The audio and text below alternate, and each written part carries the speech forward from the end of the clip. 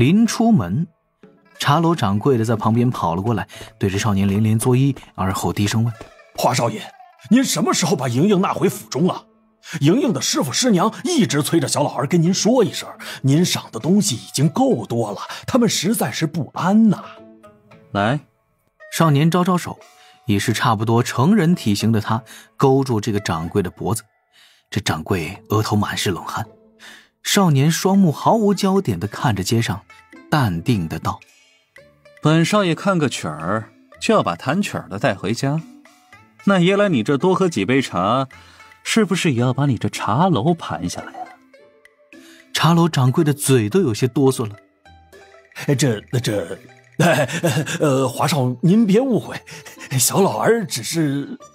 少年冷笑了一声，拍了拍茶楼掌柜的肩膀，带着人潇洒离去。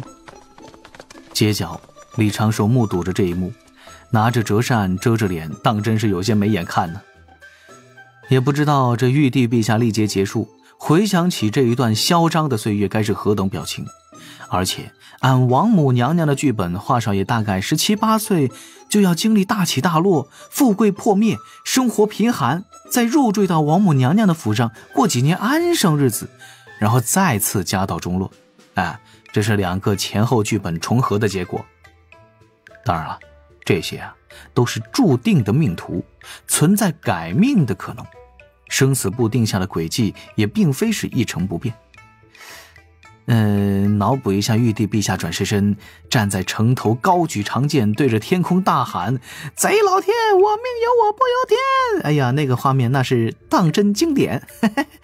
不过考虑到道祖老爷的情绪，玉帝陛下恢复正常后的颜面，李长寿还是要做一些工作的，杜绝这般事发生。李长寿思索一二，在后面跟了上去，先多了解了解玉帝历劫身的性情，再去了解一下王母历劫身的情况，最后决定下一步如何安排。哎呀，一想到自己奉圣人老爷的旨意安排玉帝和王母，那也是相当刺激啊。李长寿尾随了华有明半个月，他看到了华有明花花公子的一面，在城中随意玩乐，走南走北，逛摊喝茶，跟城中其他的权贵家少爷聊天吹牛，然后被一名年纪较大的公子哥忽悠着去了花楼，结果呢又被华府的一位副将军带兵抓了回来，也见证了华有明因此事遇到其他小伙伴时被奚落的场景。华有明走进一处酒楼的高层，所有喝酒的公子哥都看着他发笑，有的喊道：华少爷又被你娘亲抓回去了。华有明眼睛一瞪，撩下长袍下摆塞进腰带，快步上去就把说话和大笑的几个人胖揍了一顿，揍得那叫一个鼻青脸肿，哭爹喊娘啊。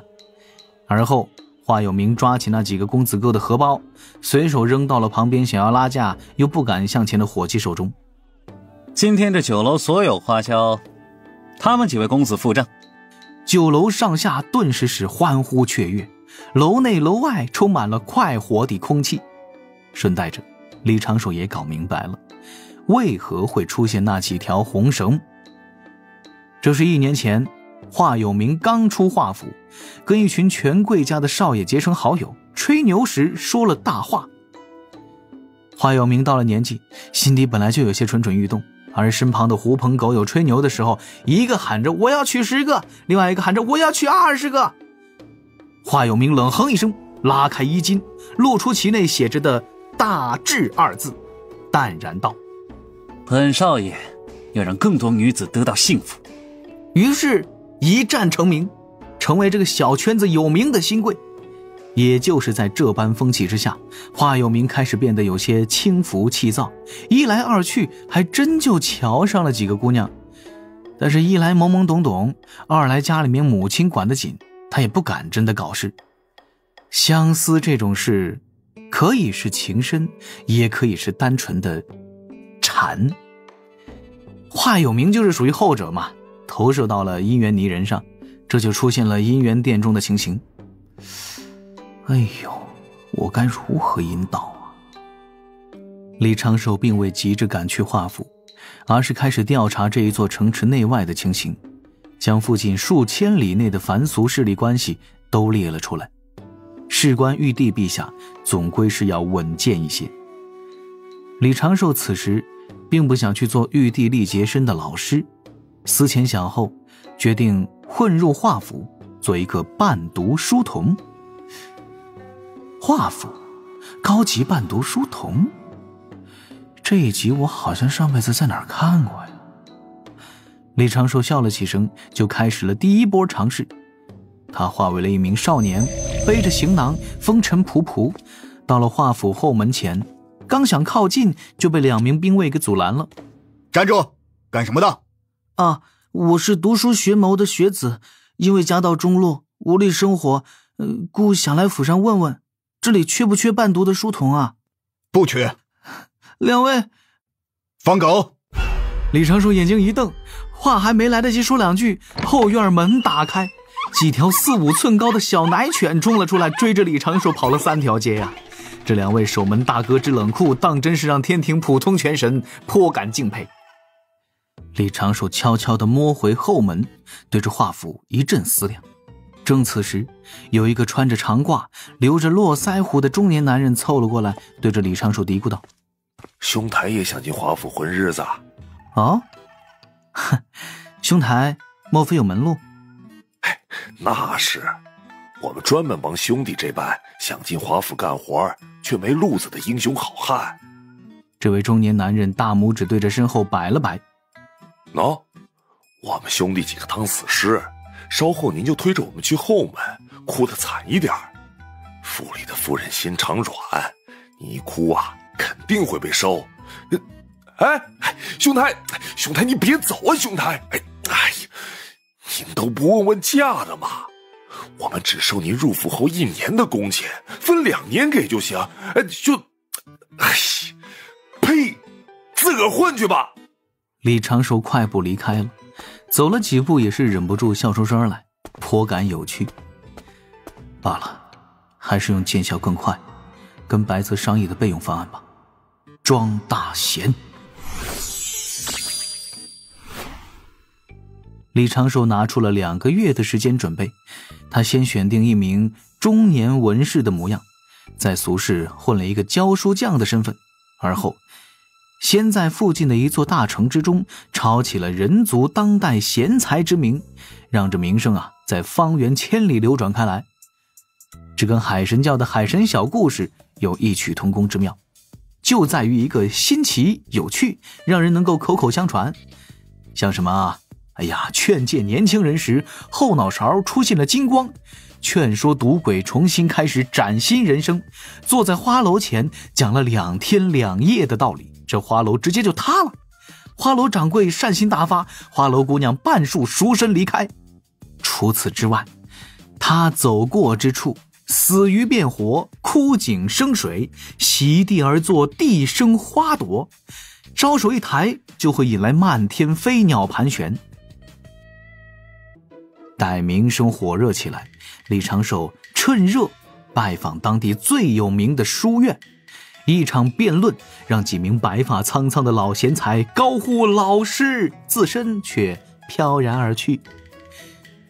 这炒名声只是第一步，第2步就是走排场。李长寿宣布要外出游学，不知哪个城池想要接待。闻讯而来的各城城主信使捧着礼物在街上排起了长龙。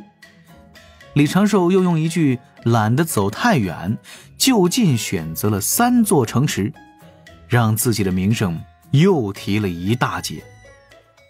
他故意把真正的目的，也就是华府所在的城池放在了行程的最后，花费10天走过2座城，开了几场点播大会，最后带着满身的荣誉抵达了华府所在城。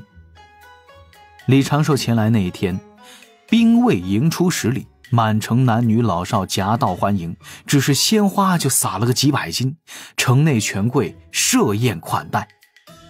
席间，李长寿又说了几句：人生太短，天地太大，吾心虽怀无限，然双足不堪用。本城人杰地灵，风景也是不错，稍后吾就在此地逗留3年，开一小小的书院，教导7、8名弟子，而后再继续远行，探究天地之边界。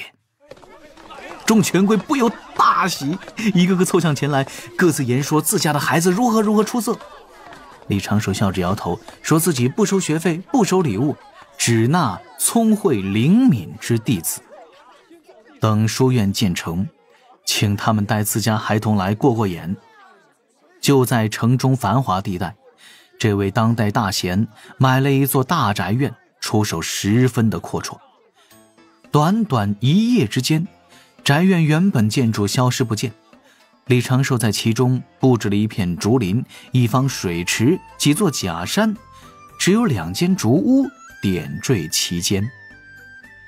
有凡人想要硬闯，却在宅院之中迷失方向，从哪儿进去就迷迷糊糊的从哪儿出来。顿时但凡是有点见识之人都知道，这是城中来了一位高人呐。一家家公子被送到书院前，由各家大人领着排队。李长寿又放出话来，要收4名男弟子，3名女弟子，合北斗之数。城中的权贵再次激动了起来，又有大批的女童少女赶到书院前。排队的顺序也很现实，谁家大人地位高就排在前头。华有明与夏凝霜在书院门前再次相见。原本华有明身为本城守将之子，稳稳排在第1位，但是戴着面纱的夏凝霜一来，直接柔柔弱弱地往华有明身前一站，扭头露出了一份楚楚可怜之相。华有明刚有点感动，就听夏凝霜低声道了一句：去后边去。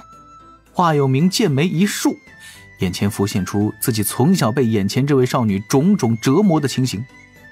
3岁5岁被窝被泼水，5岁捉蟋蟀被推泥坑，7岁被蜜蜂追着满院跑，9岁爬楼顶被撤踢，11岁……当下这华有明恨从心头起，恶向胆边生，向前踏出半步，眼睛一瞪，拳一攥。夏凝霜轻轻地眨眼，面纱后的脸蛋上满是柔弱。你要打我吗，小明明？本少爷不跟你一般见识。华有明冷哼一声，后退2步，后面的人群顿时传来了几声轻笑。书院门后传来铃声，大门自行开启，里面传来了一声话语：最先20位入门者可听我讲课，依据课堂表现决定去留。众少年孩童立刻就要一拥而上，夏凝霜与华有明在最前站进了地利，但是夏凝霜跳进木门之后，华有明转身瞪着后面要冲上来的人群，有些稚嫩的面容竟然满是威严。他低喝一声：挤什么挤，冲什么冲，自己有几斤几两不知道吗？那些平日里不学无术的在外面，敢仗着自己家里势力抢先进去瞎占名额的，少爷我见一次打一次。言罢，华有明自己竟然也不进门，这倒是让李长寿颇感惊讶呀。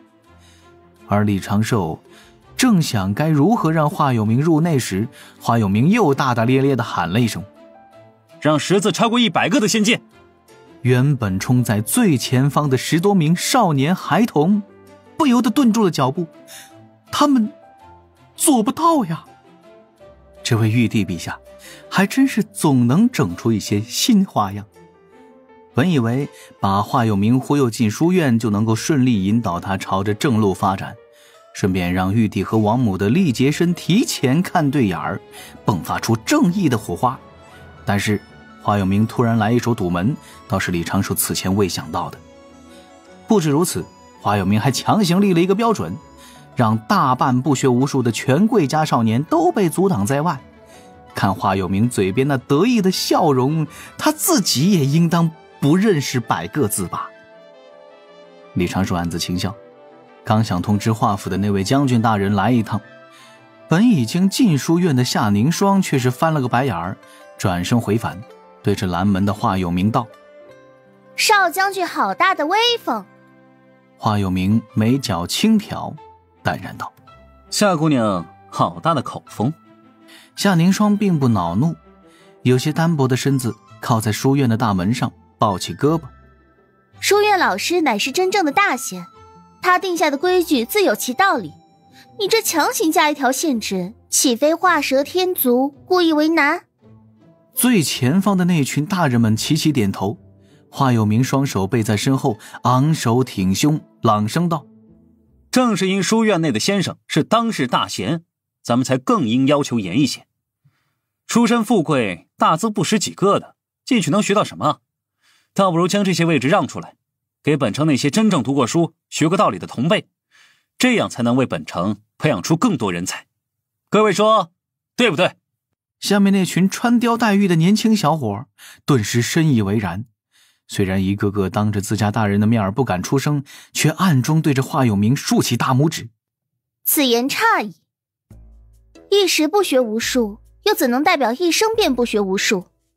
此地之牌位大多是按城中权职高低所列，其职位或兄弟相传，或父子相传。选7位城中权贵家的子弟培养成才，对本城益处大，还是选7位贫寒出身、满腔抱负却无处施展的子弟对本城益处大？